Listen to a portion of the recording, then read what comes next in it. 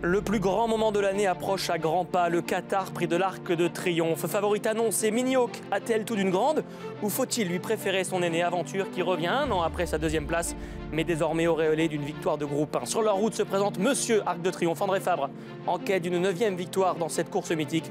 Une course qui fait tant rêver les Japonais, pour qui le temps va s'arrêter, l'espace de 2 minutes 30 de très grand sport. L'homme de l'année, Francis-Henri Graffard, présente 3 partants pour épingler enfin cette course. Une course dans laquelle nous passerons en revue tous les protagonistes qui croient encore en un rêve d'Arc de Triomphe. Bonsoir à toutes et à tous, ravi de vous retrouver pour passer en revue les partants de l'édition 2025 du championnat du monde des pur sang. Le Qatar, prix de l'Arc de Triomphe. Une belle équipe en plateau pour décortiquer tous ces champions. À commencer par Thierry Tullier, notre consultant de lutte. Bonsoir Thierry. Bonsoir Charlie, bonsoir à tous. Gianni Caggiou, Alexandre Léger face à vous pour évoquer tous ces partants. Bonsoir à tous les deux. Bonsoir Charlie. Et ravi de vous retrouver pour évoquer donc cette édition 2025 de l'Arc de Triomphe. On a connu les partants ce jeudi matin.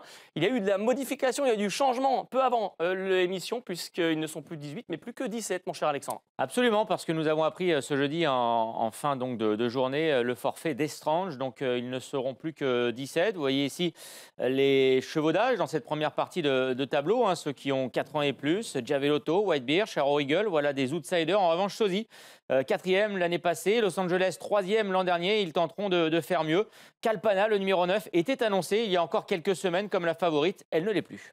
Et on va sur la deuxième partie de tableau. Qu'Aventure, elle aussi, revient un an après sa deuxième place, je le disais l'an passé, et puis quelques 3 ans, Gianni dans le bas du tableau, avec notamment la gagnante du prix de Diane Gézora et cette favorite annoncée, c'est Mini Hawk. On vous a mis les numéros de corde également qu'on peut-être jouer sur l'absence de dernière minute d'Estrange qui avait tiré le 18. On peut l'imaginer. Ça peut faire partie des raisons qui ont poussé l'entourage à ne pas faire le déplacement. Tous ces entourages qui auront un œil sur le ciel jusqu'à dimanche, puisqu'évidemment la météo va jouer un rôle important, surtout qu'elle est particulièrement incertaine, Gianni, depuis quelques jours. Effectivement, au moment où nous parlons, Charlie, le terrain est annoncé souple en ce jeudi, effectivement 3,5.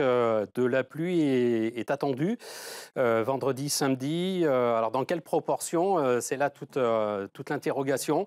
Mais dans le pire des cas, je pense que le terrain ne devrait pas dépasser les 3,9, ce qui était l'état du terrain à l'occasion de la dernière préparatoire, le Prince d'Orange. Un mot Thierry, je vous ai déjà entendu dire que lorsqu'il pleuvait le jour des courses, si ça venait à être le cas samedi, l'incidence pourrait être encore plus importante avec le passage des chevaux. Oui, ils annoncent un peu de pluie vendredi, mais ce qu'il ne faut pas, c'est qu'il pleuve le jour des courses. C'est ça. Pour vous, c'est vraiment le samedi que ça peut Oui, être je pense que la piste peut se dégrader très vite. Et s'il pleut samedi, c'est pas avantagé une piste pour dimanche.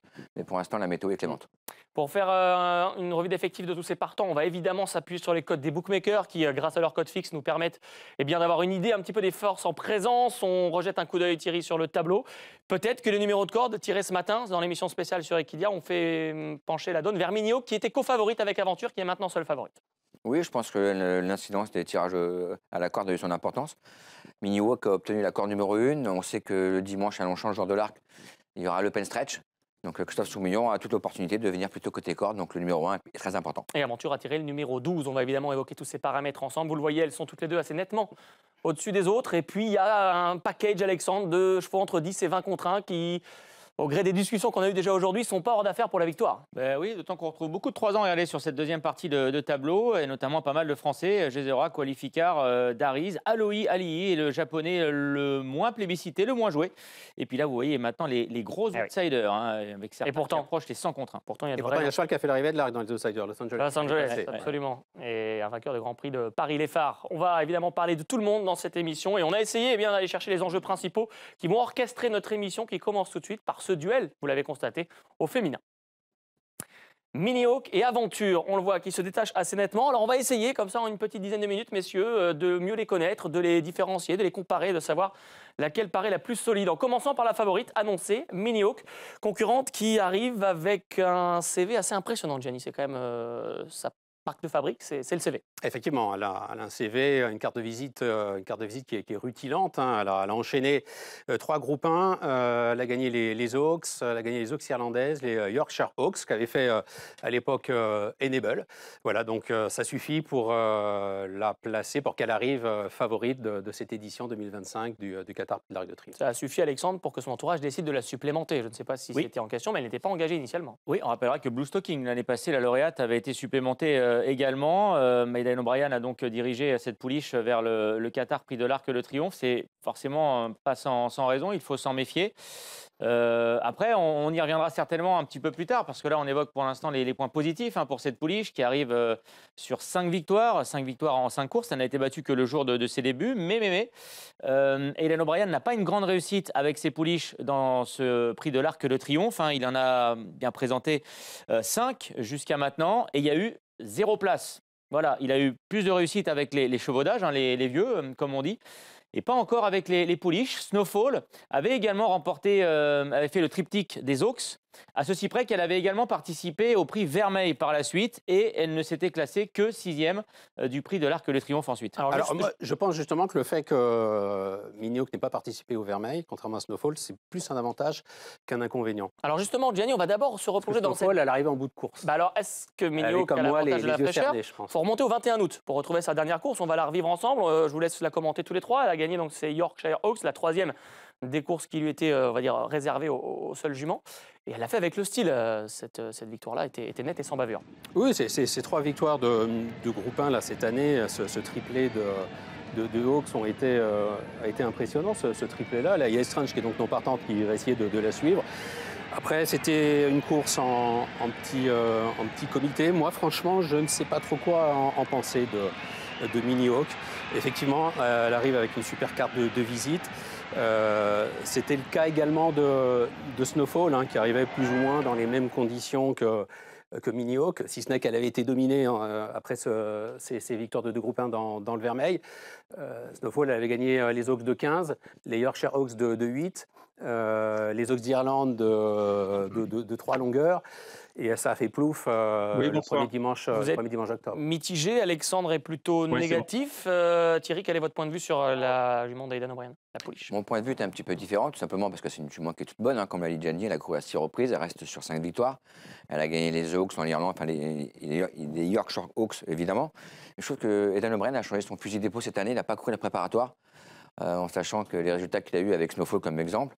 Je trouve qu'il a laissé un petit peu de temps. Elle est chuchotée depuis le meeting de Deauville. J'entends parler d'elle parce que j'ai entendu parler qu'après la blessure de Ryan Moore, que Christophe lui sera associé. Donc depuis très longtemps, on sait qu'il l'estime beaucoup. Je pense qu'elle est très bonne. Bonne condition pour la piste, un bon numéro de corde. Je pense qu'elle sera favorite. Par rapport à ses partants précédents, ça sent plus effectivement un cheval, une pouliche en l'occurrence, qui a été préparé pour ça. C'est une course visée. Ouais. Mais alors, le désavantage, Alexandre, par rapport à Snowfall, c'est qu'elle va découvrir Longchamp. Absolument. Piste quand même particulière, donc il va falloir lever ce doute-là. Oui, alors elle va découvrir Longchamp, effectivement. Elle va découvrir une opposition différente parce qu'elle n'a affronté que ses contemporaines. Elle n'a affronté que des femelles depuis le début de sa carrière. Et elle n'a affronté qu'une jument d'âge depuis le début de sa carrière. C'était dans les Yorkshire Hawks et c'était Estrange, qui est âgée de 4 ans. Sinon, elle n'a battu que des pouliches de 3 ans, hormis donc Estrange, qui est ici à ses côtés, qui en plus ne sera pas là ce dimanche à Longchamp. Donc effectivement, il y a ce petit doute. C'est la raison pour laquelle moi, j'en ferai pas la favorite la plus solide de ce duel là que l'on annonce avec Aventure. Moi, j'ai pas beaucoup de doute. Je pense que Aidan O'Brien a quelques chevaux pour galoper à l'entraînement. C'est une pouliche de 3 ans, mais je pense qu'Aidan O'Brien a quand même pas mal de lignes à l'entraînement. Thierry, on a vu des images de sa victoire face à World aussi. World qui a été la grosse déception du prix Vermeil. Est-ce que ça doit nous interpeller sur les lignes réellement de cette année? Non, parce que World, c'est... World n'a pas fait sa course. Elle vaut mieux que ça. Oui, World n'a pas fait sa course. Elle est battue en ligne droite. Si elle est battue dans les 200 mm, je veux bien qu'on prenne cette ligne en comparaison. Et le problème, c'est que c'est les seuls qu'on a. On est que sur. En fait, on saura dans 1 an ou 2, ou même dans 2 jours, si cette génération est de qualité. C'est la question qu'on doit se poser. On ne sait pas ce qu'elle a battu encore, même s'il y a eu des Flower, la gagnante des Guinées aussi, World qui a fait de belles choses, qui a gagné des groupes 1, mais quand on est sur une pouliche qui ne s'est jamais confrontée à autre chose qu'à sa génération... À chaque fois elle gagne, elle bat ce qu'on lui donne à battre. Elle a été protégée, quoi. Oui, en fait, je pense que c'est une pouliche qui est très estimée. Et depuis longtemps, il parle de triomphe pour cette pouliche-là, même si elle n'a pas été engagée. Son entourage a dépensé 120 000 € pour la courir, ils en parlent depuis longtemps. Aidan O'Brien a gagné pas mal de groupes cette année, ses chevaux sont en forme. Moi, j'y crois, évidemment. On ne peut pas dire que c'est une priorité à coup sûr. C'est la favorite quand même, Thierry. Pour certains, ce sera la priorité. En tout cas, elle va partir très appuyée, c'est une certitude. Cette comparaison à Gianni avec Enable, faite par le palmarès de cette triple couronne, elle tient la route ou c'est que du papier? C'est que du papier. Au moment où nous parlons, c'est que du papier. Pour vous, c'est pas le même ressenti? Vous n'avez pas l'impression de l'avoir arrivé comme Enable est arrivé lors de son premier arc? Au moment où nous parlons. Après, ouais, si Mini Hawk gagne l'Arc de Triomphe en se baladant par 5 longueurs, là, on pourra éventuellement comparer les deux femelles, mais là non. D'autant qu'Enable avait remporté, à l'occasion de son triptyque des Oaks, cette même année, elle avait remporté les King George. Elle avait ajouté une belle course. Donc elle avait battu et là, les mâles, elle avait battu les chevaudages. Et voilà, exactement. Là, je trouve quand même qu'on est quand même un petit peu dans le flou et un petit peu dans le doute avec Mini Hawk. Ouais. J'entends les arguments de Thierry, bien sûr, c'est Eden O'Brien, il l'a ménagé, etc. Mais ça va être la guerre, c'est le prix de l'Arc de Triomphe. Ça va être un combat. Il y a la fausse ligne droite, donc elle ne connaît pas la piste, etc. Ça risque de jouer des coups. Thierry, il a encore un coup dans son barillet. Il n'a pas parlé de l'as à la corde. Ah oui, pour moi, c'est la corde pour moi. Non, mais pour moi, c'est un gros avantage pour Christophe parce qu'en plus, je pense qu'il n'y a pas de chevaux qui sont au-dessus. Donc, on va dire, pour moi, c'est une course de jockey. Donc, ça va se gagner dans le parcours. Christophe est la corde numéro 1. Il vient de monter Los Angeles, qui a très bien couru dans le prix froid. Christophe, il a très bien monté. Il est 4e un peu décevant. C'est un cheval qui aime galoper de l'avant. Je pense que Los Angeles va peut-être galoper devant. Christophe va se mettre dans son sillage. Entraîner droite, il va mettre la flèche à droite, il va prendre le pen stretch. Je pense qu'il lui, il aura la chance d'avoir un parcours limpide.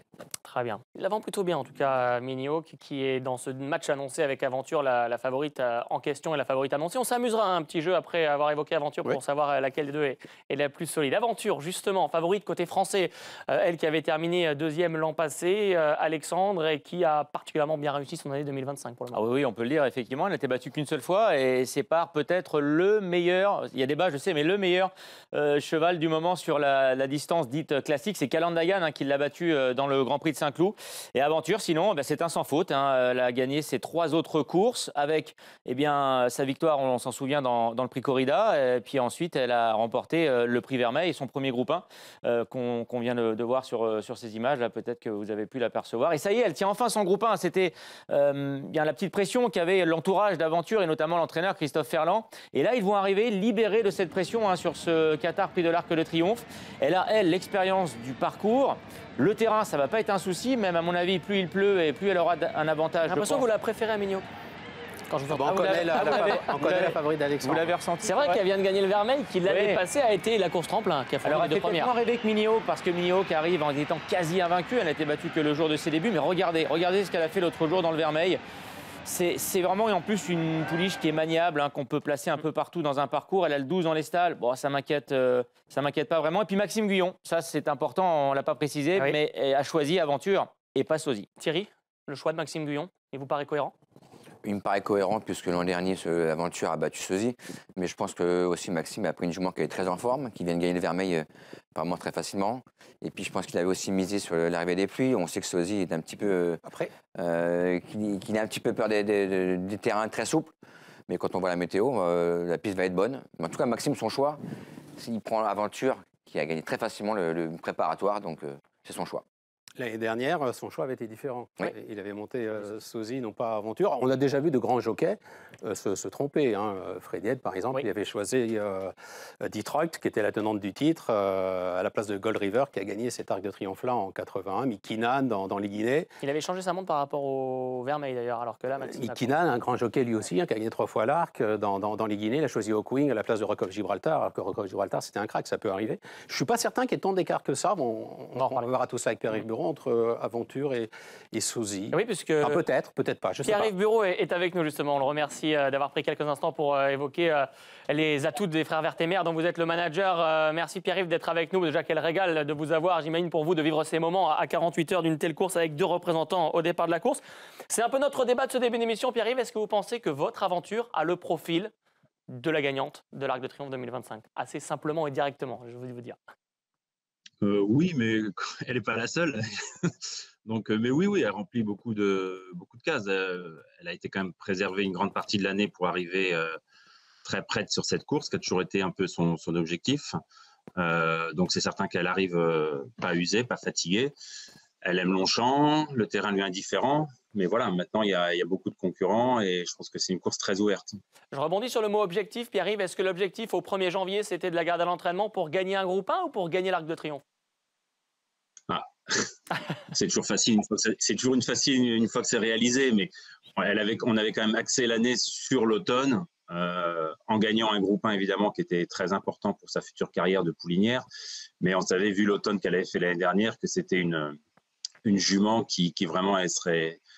Le programme fait aussi qu'en début d'année, ces pouliches-là, elles ont pas énormément de courses, donc on a attendu fin avril, début mai pour la rentrée. Mais voilà, on sait que l'automne et l'arrivée des pluies éventuelles ne la dérangent pas. Donc c'était un objectif aussi. Parce que derrière ma question, il y a une question sous-jacente. L'idée est de savoir si le prix Vermeil était sûrement pour elle la plus belle opportunité cette année, la plus facile, entre guillemets, vous comprenez mes propos, de gagner un groupe 1. Est-ce qu'on sait, vous pensez laisser la marge suffisante pour 3 semaines plus tard aller chercher le Graal encore dans l'arc? Oui, alors elle était prête pour le Vermeil. De toute façon, vous ne courez pas des groupes 1 en n'étant pas prêt. Moi, je n'y crois pas en tous les cas. Donc voilà, j'espère qu'elle a gagné quand même relativement facilement, même si une course reste une course. Mais voilà, il y a 4 semaines, elle arrive là. Non, j'espère qu'il y a encore un petit peu. Mais déjà, je pense que si elle refait sa performance du Vermeil, je pense qu'elle a sa place à l'arrivée, j'espère. Ouais, c'est vrai qu'elle a été particulièrement convaincante à cette occasion. Alexandre, vous avez une question Oui, bonjour Pierre-Yves Bureau. J'avais une question par rapport au choix de Maxime Guyon. À partir de quel moment vous avez appris qu'il allait choisir Aventure? Est-ce qu'il a attendu les tout derniers galops préparatoires? Comment ça s'est passé son choix et quel a été le timing? Ça s'est fait quand?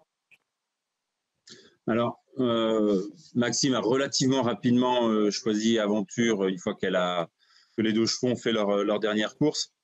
Après, vous savez, d'ailleurs, il reste encore 3 jours, il peut encore se passer beaucoup de choses. Donc, on a attendu un petit peu parce que, il y avait les derniers galops, il y avait toutes les dernières préparations. Mais il y a une dizaine de jours, Maxime avait déjà fait son choix qu'a priori, c'était Aventure qui lui paraissait reprendre le plus de critères. Pour répondre à ce que vous avez dit tout à l'heure, je ne pense pas qu'il y ait énormément de différence entre les 2 chevaux. Voilà, elle est peut-être un petit peu plus facile. Elle l'a devancée l'année dernière, mais peut-être dans des conditions un petit peu plus extrêmes qu'on aura dimanche, a priori, même si on a un peu de mal à avoir une idée précise. Mais voilà, je ne pense pas qu'il y ait une énorme différence. Il n'a pas fait le choix, en tous les cas, je parle pour lui, de manière très facile. Ça a été quand même quelque chose de pas évident. On imagine effectivement que ça n'a pas dû être simple, même si ce sont des problèmes qu'on aimerait quand même tout savoir, j'imagine, quand on est jockey. Pierre-Yves, on vous garde évidemment, puisqu'on va évoquer Sosie dans quelques instants. Je vais récupérer l'équipe en plateau et vous poser le tableau de la question un peu fatidique. Sur plusieurs thèmes, sur 5 thèmes, je voudrais que vous me citiez Mini Hawk ou Aventure en favorite, en préféré. Déjà, en classe pure, je vais commencer par Gianni. Mini Hawk ou Aventure? Mini Hawk, parce que c'est une classique. Alexandre? Les deux. Ok. Thierry? Minium classique et Aventure pour le cœur. Ok. Non, c'était pas ma question. En termes d'aspect mental, de maniabilité, dureté, voilà, quand il va falloir parler un petit peu de... Aventure. Aventure, Alexandre? Aventure, évidemment. Aventure. Aventure aussi. Le côté conditions de course, stade de départ, poids, parcours attendu. Les deux, on peut dire les deux? Oui, on peut dire les deux. Les deux. Alexandre? Pour le coup, j'irais plutôt Mini Hawk. Ok, Thierry? Mini Hawk. Mini Hawk, ça correspond à ce que dit tout à l'heure. L'état du terrain, alors c'est une question qui est en suspens, mais laquelle est la moins... La seule fois où Mini Hawk a été battu, c'était le jour de ses débuts à Cork. Le terrain était entre très souple et collant. Et si c'est bon terrain? En fait, on ne sait pas. S'il pleut pas, oui, Mini Hawk va avoir. En cas de pluie, Aventure? Aventure, fiable elle est performante dans tous les terrains. Et puis en termes de ressenti, c'est ma dernière question tout simplement. Vous ressentez laquelle des deux comme ça à quelques heures de l'arc? Aventure. C'est un petit Aventure. Thierry? Un petit Mini Hawk. Un petit Mini Hawk. Bon, on est quasiment sur une égalité parfaite. Préférence légère à Mini Hawk peut-être donc sur le plateau avec Thierry qui a été plutôt très fort. Mais c'est le côté classe pure aussi qui a fait tourner un petit peu peut-être pencher la balance. Allez, on poursuit. On reviendra évidemment sur tout cela. Vous aurez la favorite et l'outsider préféré ou le favori d'ailleurs de chacun de nos consultants et journalistes en plateau. La deuxième partie va concerner monsieur André Fabre, le recordman de l'épreuve, évidemment, en nombre de victoires. Mister Arc, il en a 8 à son compteur, André Fabre. On va bien revisualiser tout ça un petit peu et se remémorer quelques beaux souvenirs. Mais c'est vrai que dans cette course, Gianni, quand vous faites le papier, vous prenez différemment les partants André Fabre des autres ou pas? Oui, bien sûr. Quand j'ai évoqué s'il y avait autant de différences entre Aventure et Sosie, alors quand on prend le résultat brut, effectivement, si je me mets à la place de Maxime Guyon, entre la lauréate du Vermeil qui s'envole et le deuxième du Foix, qui certes faisait sa rentrée, mais qui est battu par un autre cheval, le japonais, qui faisait sa rentrée, je n'aurais pas hésité non plus, ou un peu, j'aurais choisi Aventure. Mais, Sosie est entraîné par André Fabre. C'est Monsieur Arc, vous avez revu ses vainqueurs. Mister Arc. Mister Arc, oui, parce qu'il parle qu'aux journalistes anglais. Donc Mister Arc, pardon.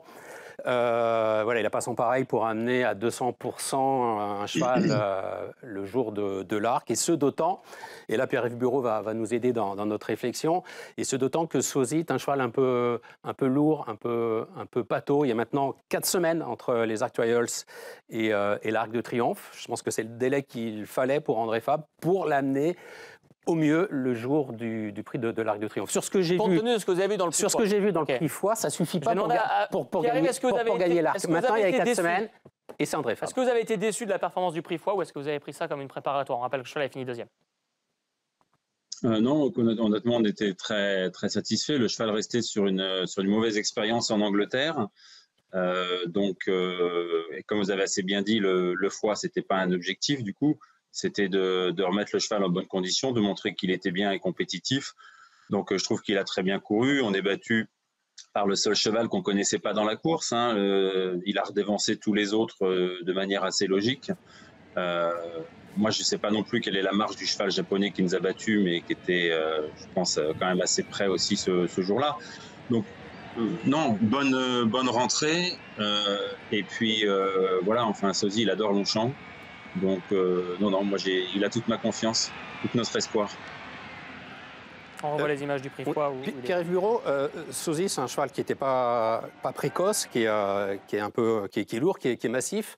Après sa course de l'an passé dans l'Arc de Triomphe, je me suis dit, il sera encore meilleur l'année prochaine, à l'âge de 4 ans. André Fabre sait faire vieillir ses chevaux. Il a gagné l'Arc avec des chevaux d'âge aussi, même s'il l'a beaucoup gagné avec les 3 ans.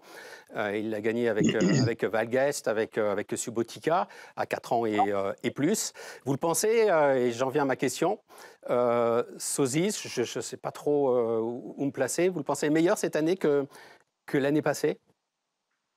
En tous les cas, il a sûrement pris de la maturité. Alors, j'aime pas trop le terme de dire que c'est un gros cheval un peu pâteau. C'est un cheval qui a un physique assez impressionnant. Donc, il faut arriver effectivement à s'en servir.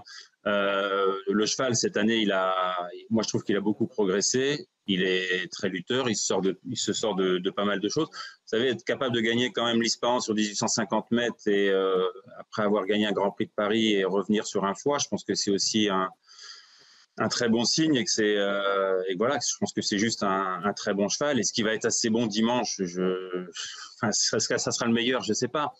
Mais c'est un cheval qui est quand même, je trouve, très impressionnant et qui a gagné 3 groupes 1. Donc, j'ai hâte de le voir.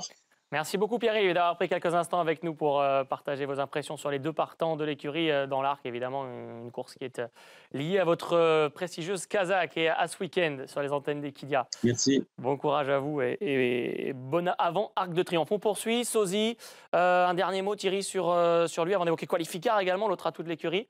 Il a fait un début d'année très cohérent, mais sur plus court, 1850 mètres, 2000 mètres, le Gagné, l'Ispahan. Oui, il n'a pas eu un programme. Vraiment. Il y a eu cette déroute, cette grosse défaite en Angleterre quand même, ça peut laisser des traces. Ouais, mais il a fait sa rentrée dans le Gagné. N'oubliez pas que ce jour-là, il a battu Map of Stars, qui était le crack du début de la saison. Lui, il avait gagné toutes les courses facilement. Il s'est battu comme un lion le jour de sa rentrée, il a gagné, il a remporté le Gagné. Il a prouvé qu'il pouvait gagner groupe 1 sur 2000 mètres. Dans la perspective de sa future carrière d'étalon, c'est très important. Ça s'est pas bien passé à l'étranger, il n'a pas eu une très bonne course. Vous le reprenez? Je le reprends, mais vraiment facilement. Il a l'accord numéro 3. Ben, après, il a 3 kilos et demi de plus que l'année dernière, par exemple. Du fait d'avoir 4 ans maintenant, vous le voyez mieux que 4e quand même. Ah, moi, je le vois faire l'arrivée. Moi, je vois Aventure et Sosie dans les 5 premières. Il voit du bleu et du blanc, Thierry. Sosie, oui, je dis oui. Ouais. Alexandre, Sosie oui, dans les bien 3, sûr, comme le disait Pierre-Yves Bureau, il n'y a pas beaucoup d'écart entre les deux. Et alors, André Fabre aura également Qualificar au départ de la course, qui a un autre profil, il a 3 ans, lui, Alexandre, et il a gagné le prix Niel. Donc là, il coche quelques cases intéressantes. Ah oui, entraîné par André Fabre, gagnant du prix Niel. André Fabre, il a gagné 8 Arcs de Triomphe, dont 6 avec des 3 ans. Donc évidemment, il a le profil type Qualificar. Il vient de remporter une épreuve préparatoire et finalement, on se dit qu'il a certainement le potentiel, comment dirais-je, c'est le profil type peut-être pour réussir dans un prix de l'Arc de Triomphe. C'est un cheval qui a une grande action, qui aime bien enrouler de loin et ça peut lui correspondre, ce type de course où ça va être un petit peu la guerre justement dans la fausse droite. On ne pensait pas peut-être capable de faire 150 mètres comme il a fait. C'est un cheval qui est un peu sous-coté parce qu'à 2 ans, il a fini sa campagne à l'âge de 2 ans en étant médaille, il n'a pas gagné de course. Sous-coté parce que ces chevaux-là, généralement, ne courent pas au mois de mars. Il a fait sa rentrée au mois de mars. un bon 3 ans qui vise le Jockey Club et l'Arc de Triomphe, on ne le voit pas au mois de mars en région parisienne. Mais il est un peu vintage, oui, effectivement. Et c'est un cheval qui est dur. Et André Fabre a toujours pensé qu'il serait encore meilleur sur 2400 mètres, ce qu'il a montré l'autre jour, parce qu'il a accéléré d'une façon à laquelle je ne m'attendais pas. C'est la première fois que je le vois accélérer très très fort comme ça. Là où davantage il enroulait. S'il avait couru le club de 1400 mètres comme se faisait il y a quelques années, il y a 20 ans, il gagne le Jockey Club, il gagne le Niel très facilement, un petit peu à l'image de il arrive favori sur l'Arc.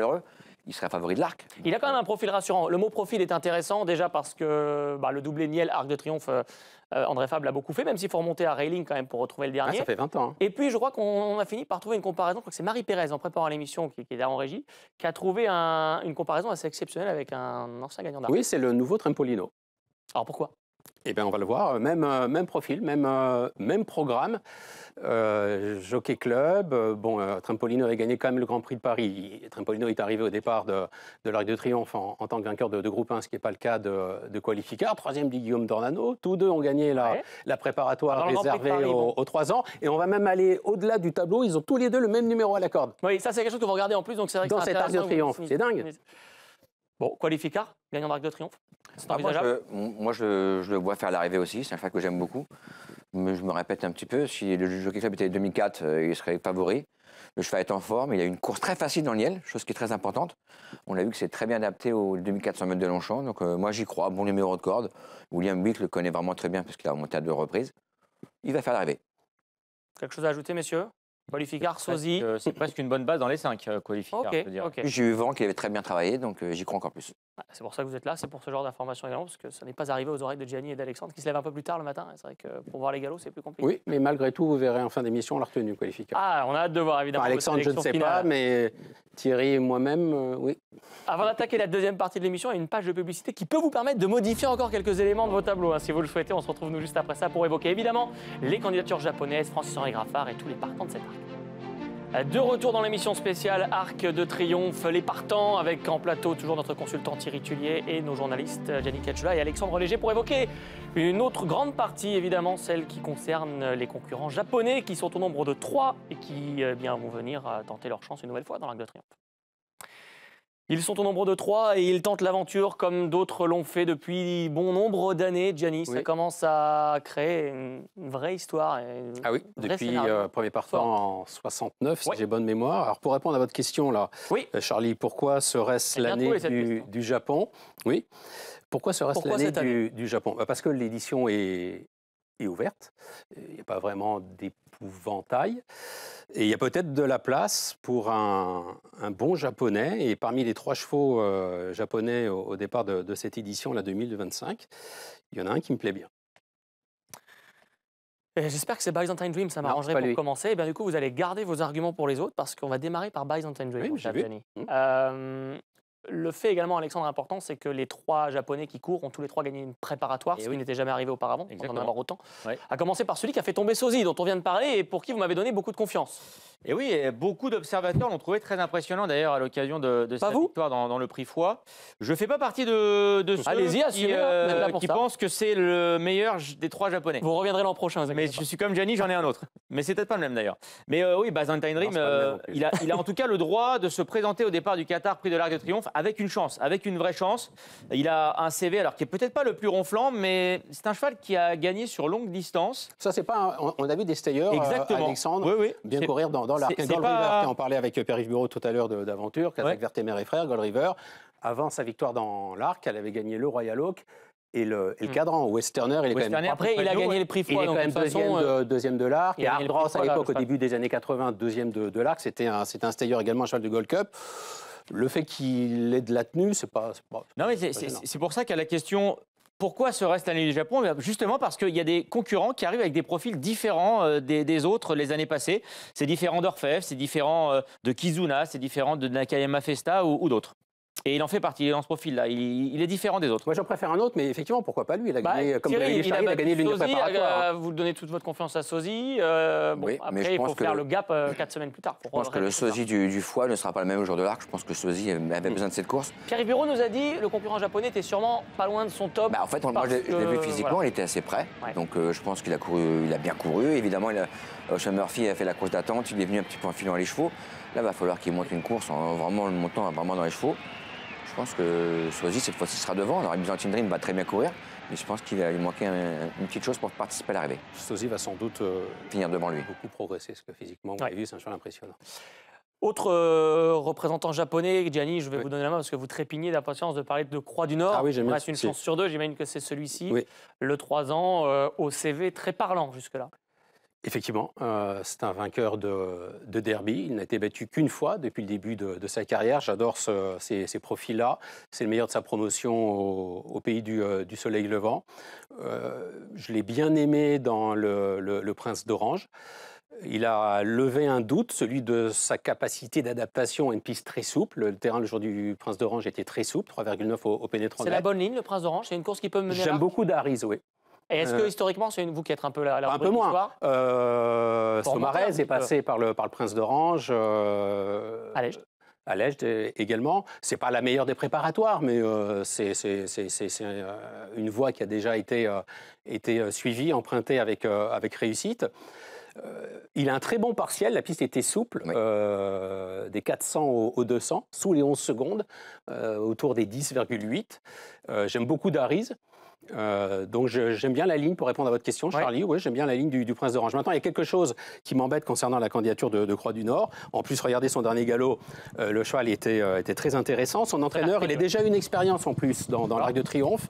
Il nous a indiqué qu'il avait corrigé quelques petits détails dans sa façon de préparer un cheval pour l'Arc. Ce qui m'ennuie le concernant, et les Japonais sont vraiment maudits avant même que l'Arc ne soit couru, c'est le tirage au sort. Il se retrouve tout à l'extérieur. Ouais, il a 17 ans. Byzantine Dream, il est également à l'extérieur. Celui qui a un bon numéro, c'est Alohi Ali, mais il a le 4. Et ça, c'est un numéro qui porte malheur au Japon. Bon, bref. Après, je ne sais pas comment va faire son jockey avec ce numéro tout à l'extérieur. Ouais. Thierry, c'est un cheval qui a gagné le derby japonais, comme Orfèvre, comme Makaiki, comme ceux qui sont venus avec de vraies chances de gagner l'Arc de Triomphe. Ouais, pour moi, c'est un véritable crack. Il a démontré, quand il a fait sa rentrée, il est venu chercher la victoire avec un bon parcours. Il a battu Dariz, qui est un cheval estimé. La seule chose qu'il a contre lui, maintenant, c'est l'accord numéro 17. Ça va être très dur. En plus, il sera associé à un jockey japonais.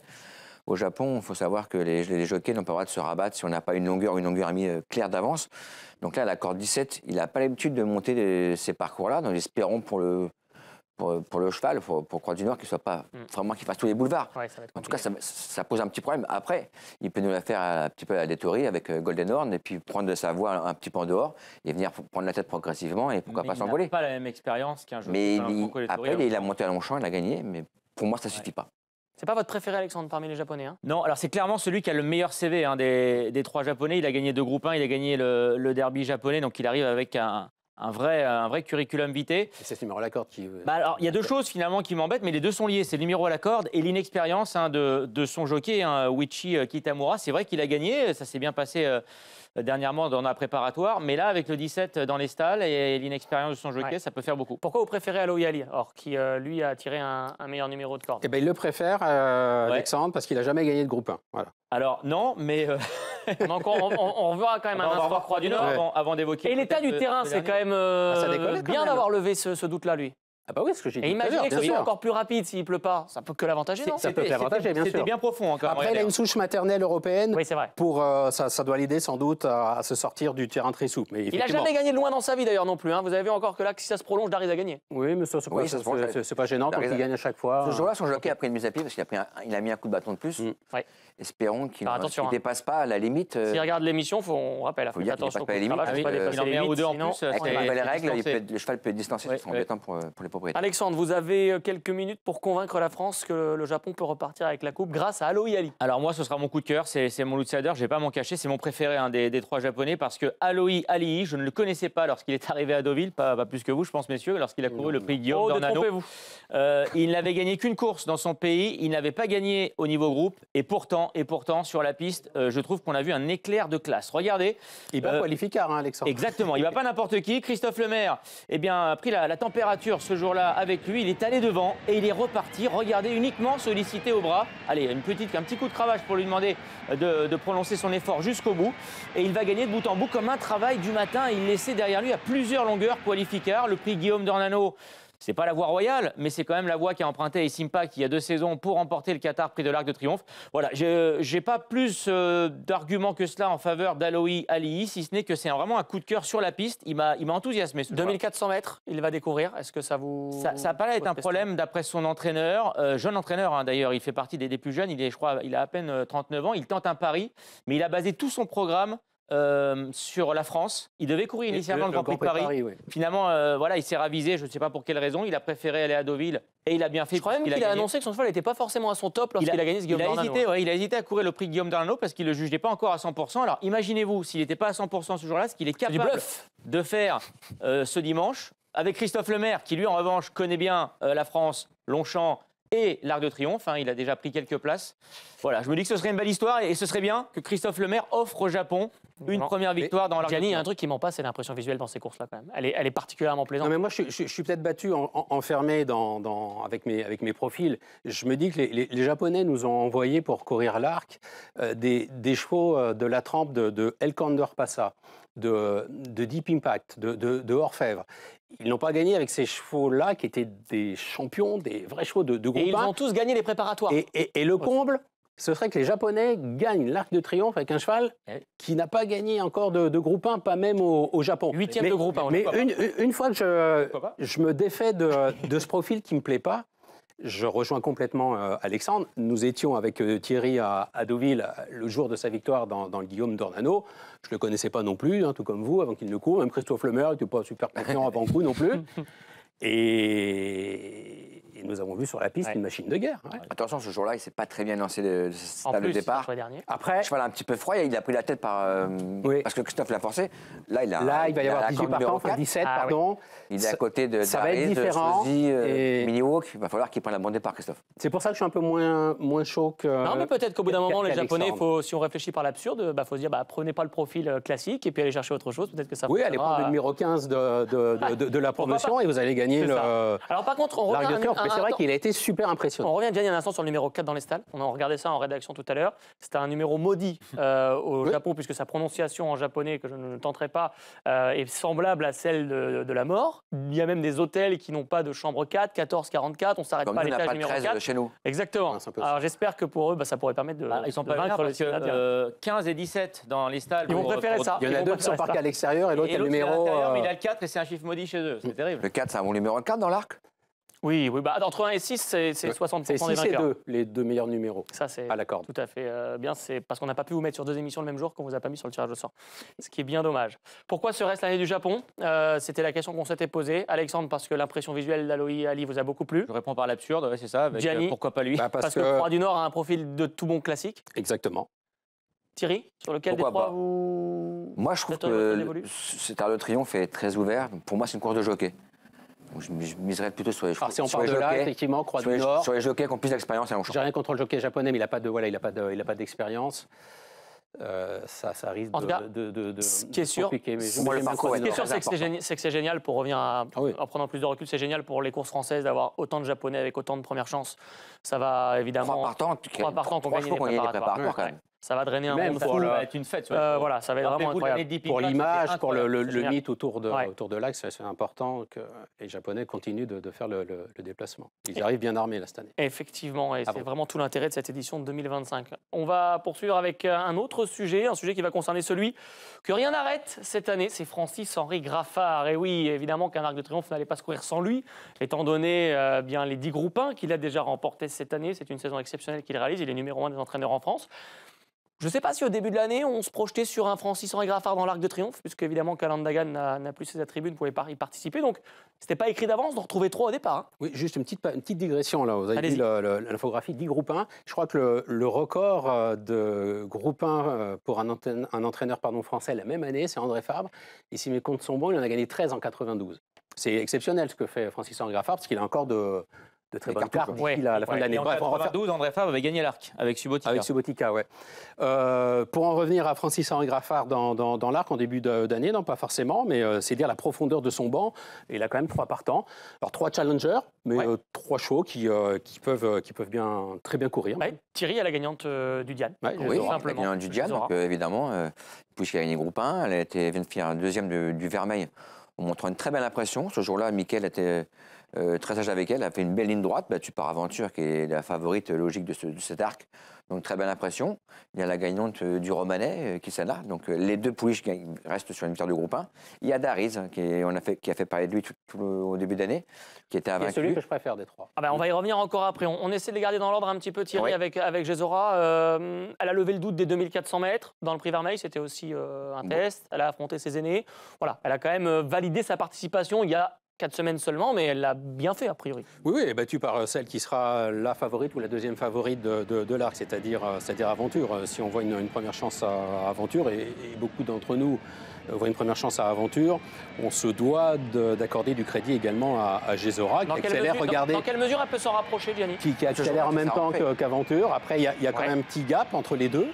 Dans le Vermeil, mais elle s'extirpe quand même du peloton pour aller chercher une très nette deuxième place. Dans quelle mesure peut-elle se rapprocher d'Aventure, Si, tout simplement parce qu'elle faisait sa rentrée. On l'avait pas revue en piste depuis le Prix de Diane. Elle a eu un break après le. Alors qu'Aventure, elle avait couru tout l'été, donc elle était vraiment prête. Donc je pense que Gesora peut se rapprocher un peu plus d'Aventure. Ouais. Pourquoi pas? Elle finit plaisamment en plus. C'est ce qu'elle a déclaré son entraîneur, Francis-Henri Graffard. Il a dit qu'elle était loin d'être à 100% pour sa réapparition dans le Vermeil. Et c'est vrai qu'on l'a vu, les derniers mètres sont vraiment intéressants et laissent à penser que les 2004, là, ça ne va pas être un souci. Ouais, pas mal de tonus, c'est une pouliche qui est assez facile à monter. Il est à noter qu'elle a fait mieux que sa maman Germance, qui était déjà une super pouliche, puisque Germance avait gagné le Saint-Alary, mais avait été battue dans le Diane. Eh bien, cette Gesora, elle a gagné les 2. Hein. Le Saint-Alary, qui n'est plus groupe 1, bien sûr, mais le Diane. Et là, elle est deuxième du Vermeil. L'année passée, la deuxième du Vermeil était une certaine aventure et elle a obtenu le même classement ensuite dans l'Arc. C'est peut-être la bonne ligne. C'est peut-être la bonne ligne, Aventure Gesora, à moins que la bonne ligne ce soit celle, attendez parce que je m'y perds un petit peu, mais de Croix du Nord, donc de Dariz, que l'on va revoir Gianni dans ce rendez-vous, qui était un rendez-vous important quand même pour lui parce qu'il revenait d'une vraie déroute anglaise.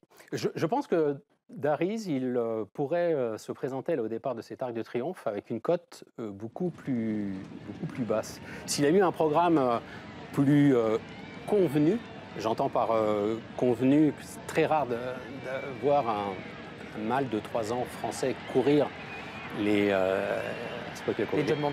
International Stakes.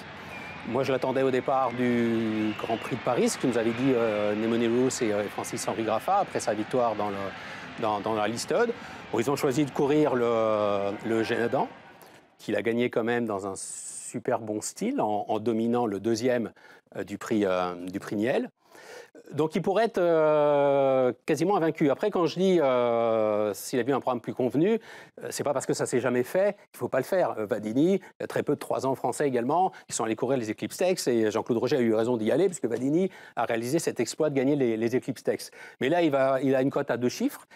Et il pourrait être, à mon avis, intrinsèquement parlant, il vaut mieux que ne l'indique sa cote. Alors Thierry, comment on juge la performance de York quand il a été, entre guillemets, c'était une course sorti bizarre, de son confort? C'était une course bizarre, je trouve que c'est un cheval qui... Il y a Bercassel qui a pris 30 Il a un petit défaut, c'est qu'il manque un peu de maturité. C'est un cheval qui est un petit peu bouillant, qui peut monter un peu vite dans les tours. Moi, j'aurais préféré un numéro de corde à l'extérieur, Thierry, pour lui. Moi aussi, exactement. C'est un cheval qui... Là, tactiquement, on se dit, bon, mort pour mort, j'ai le 15 à la corde, je reprends tout, je me mets derrière. Il a le 2, c'est ça. Il a le 2. Bah ouais, mais Barcelona disait cet après-midi à notre micro qu'il était content d'avoir les chevaux de la course autour de lui et qu'il allait très bien. Bien sûr. Mais c'est un cheval qu'il faut préserver. Donc c'est vrai qu'en ayant un numéro en dehors, on peut préserver toute la course et faire que la ligne droite. Michael aurait pu mettre la flèche en dehors et que le cheval serait vraiment très bien allongé. Là, à la corde numéro 2, il va falloir le préserver, laisser le détendre toute la course.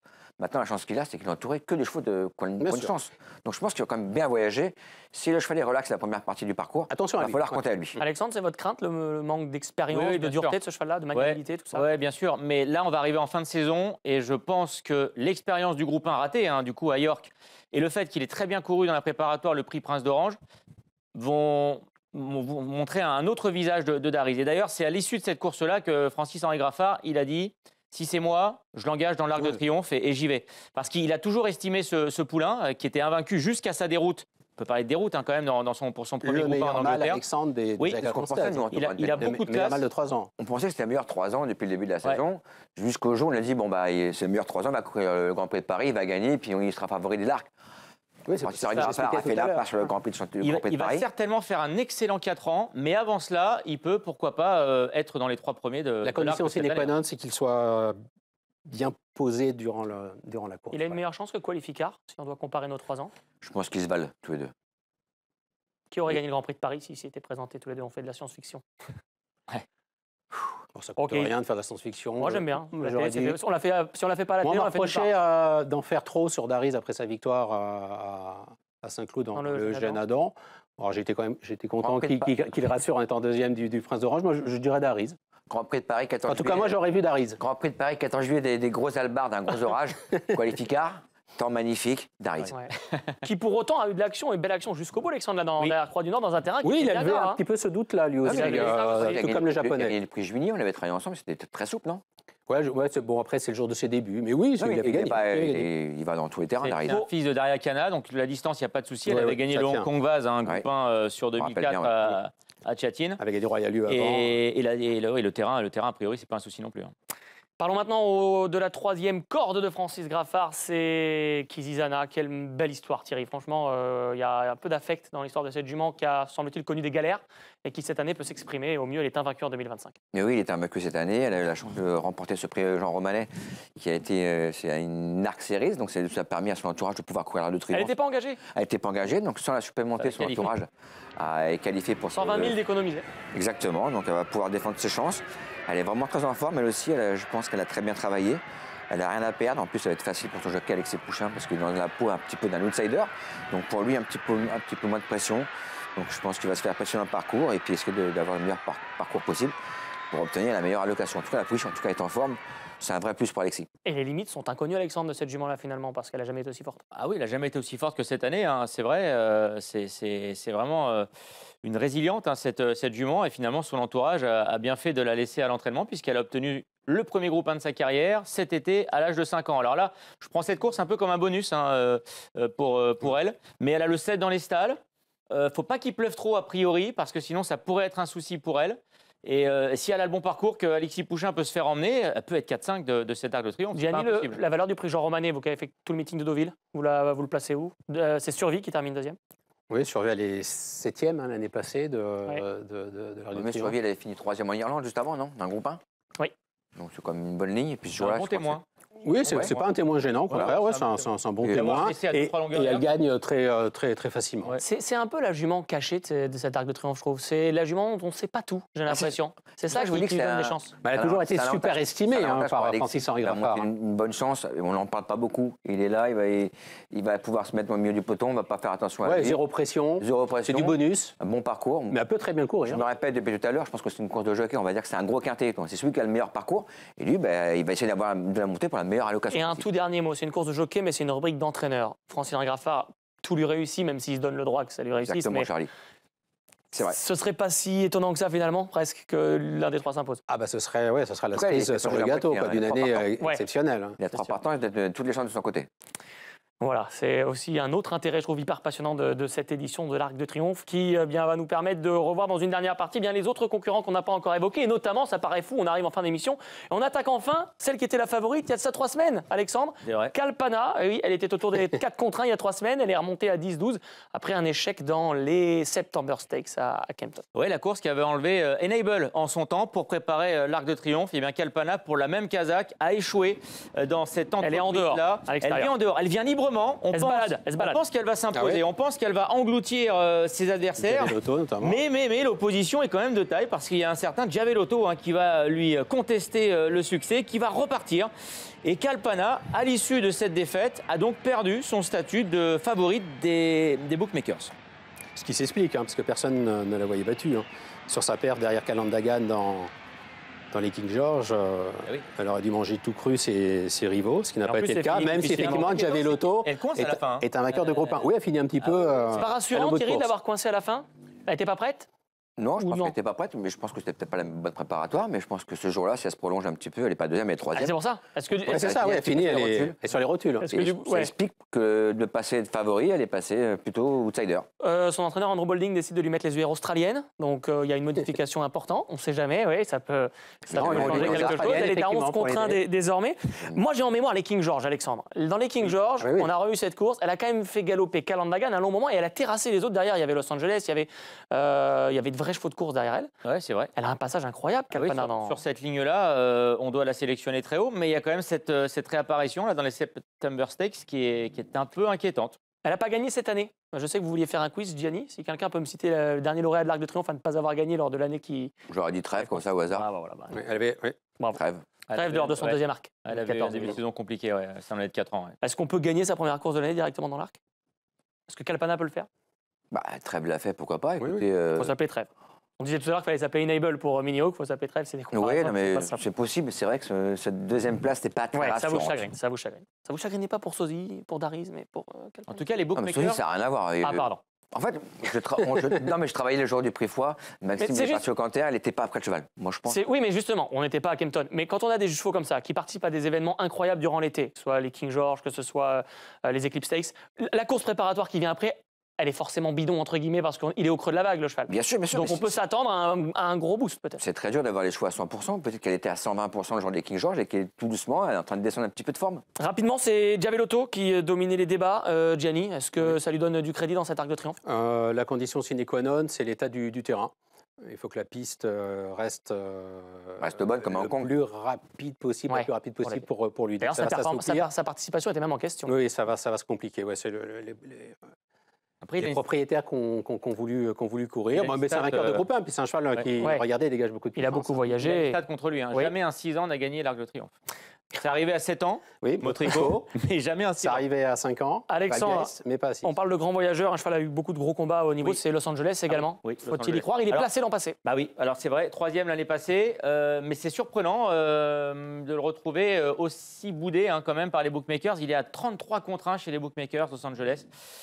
Alors évidemment, cela s'explique par ses résultats cette année qui ne sont pas les mêmes que l'année passée. Pourtant, il avait bien commencé avec un succès de groupe 1. Et puis derrière, il a été quand même nettement battu dans les préparatoires. Thierry, Lissa 0, une piste qui pourrait se retrouver rapide. Vous nous dites qu'il pourrait se retrouver rapidement dans les chevaux de tête. Il va peut-être tirer son bout longtemps en tête, Los Angeles, si oui, loin. Je pense. En plus, la dernière fois, le prix foie, il a pris une 4e place en ayant un très bon parcours. C'est un cheval qui aime galoper. Je pense que malgré son mauvais numéro, je pense que son jockey va peut-être essayer de mener la course. Et puis essayer d'aller le plus loin possible. Et puis s'il ne va pas au bout, peut-être que ça aidera peut-être sa compagne de boxe. En l'occurrence, Mini Hawk. Est-ce que vous croyez en Otazel, l'atout de Jessica Harrington?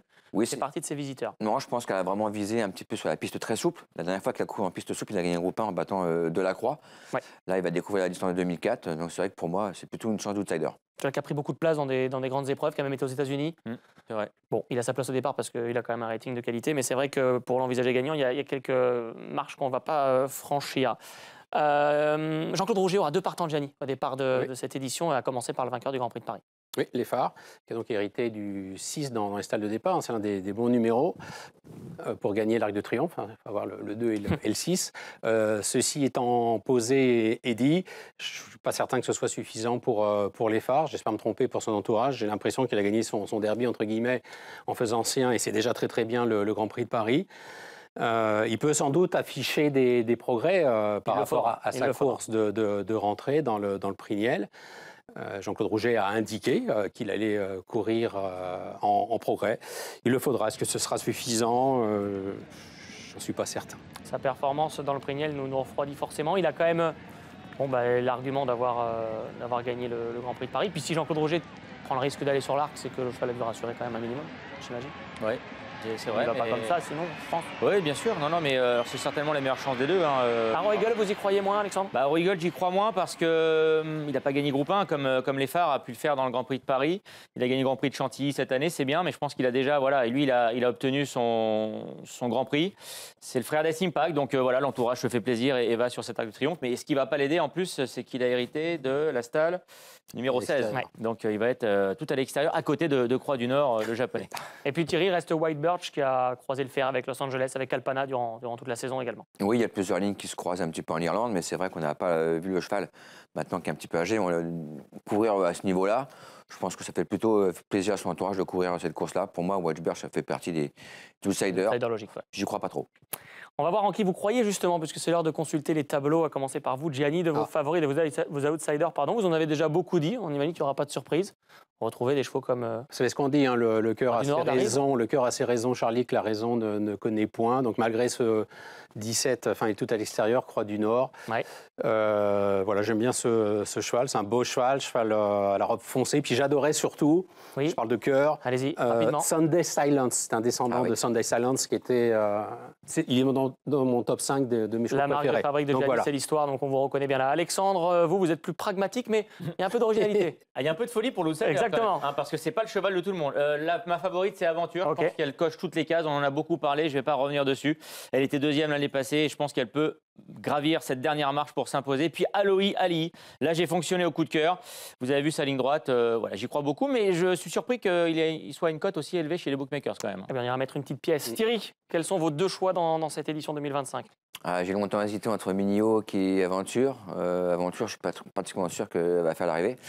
Mais pour la gagne, je sens bien Minio, qui est en outsider plutôt qualificateur, qui à mon avis a bon 3 ans sur 2400 mètres, entraîné par Mister Fabre. Je pense qu'il va arriver prêt le jour J. Ah voilà, vous maintenant de vous faire vos propres avis en vous servant de ce qui a été dit évidemment sur le plateau. Un mot sur le programme de ce dimanche, après avoir revu tout cela. Qualificateur à 2 reprises, hein, c'est le seul qui semble faire un tout petit peu l'unanimité, 2 points pour lui. Un mot sur le programme de dimanche, évidemment sur les antennes d'Equidia, on va démarrer très tôt. On démarre déjà dès samedi sur les réseaux sociaux, etc. Allez partout pour avoir un maximum d'informations sur l'arc. On aura toutes les équipes dépêchées sur place jusqu'au grand débrief le soir. Évidemment, grande journée, mais vous savez qu'Equidia sait mettre les petits plats dans les grands pour ces grandes journées. La tirelire est exceptionnelle, elle est de 3 millions d'euros pour ce quintet de luxe. Merci encore à tous les trois. Merci à Marie Pérez, Hugo Brousset, tous ceux qui ont participé à la préparation de cette émission. Profitez bien de l'un des plus grands week-ends de l'année sur Equidia. Bye bye.